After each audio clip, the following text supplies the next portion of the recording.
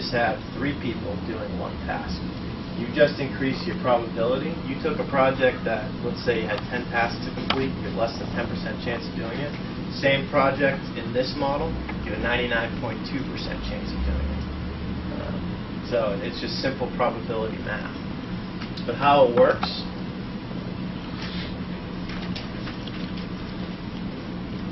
it's competition. And that's it. It's just allowing people to compete and rewarding the best people. We do it all the time. Companies do it all the time. Sports people do it all the time. Politics does it all the time.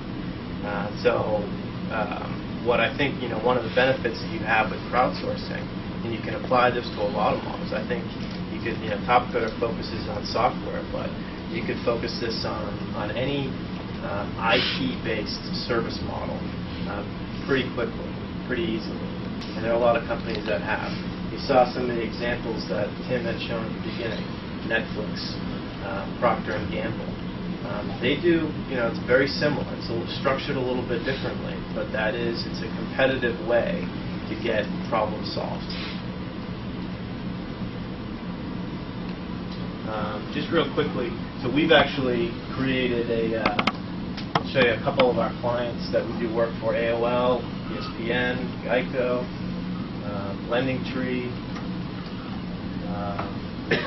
We also have kind of tapped our community in a new way.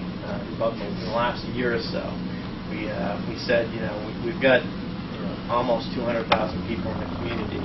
How do we tap them for ideas? It's a similar thread that's been going on today about crowdsourcing. So we ran competitions to come up with ideas, and these are some of the ones we've done recently. Similar to the Netflix challenge. The Sensations Developer Challenge is something for AOL to actually come up with better accessible applications for the disabled community. There's some phenomenal apps that are coming out of that that'll be released this spring. The Ribbit Killer App Challenge. This is they have a model of taking your traditional phone infrastructure and throwing it on the internet. So we ran a challenge to come up with some great applications. They just unveiled them on Friday at South by Southwest. Fantastic results. Some of the applications are really, really cool. Things that we wouldn't have thought of on our own. ESPN has been a long-time customer of ours, and we had this idea. We were just floating around for a while. We've got all these math geeks in our community. They just want to solve problems. They've got all this data, and they need stats. So we ran a football pool where algorithms competed against each other to predict who's going to win the next week's game. So we did it all over Division I college football. Results were great. We had historical data for 4 years, and we came in within 1 point of Vegas without injury data and without weather data. So we were pretty happy with the results.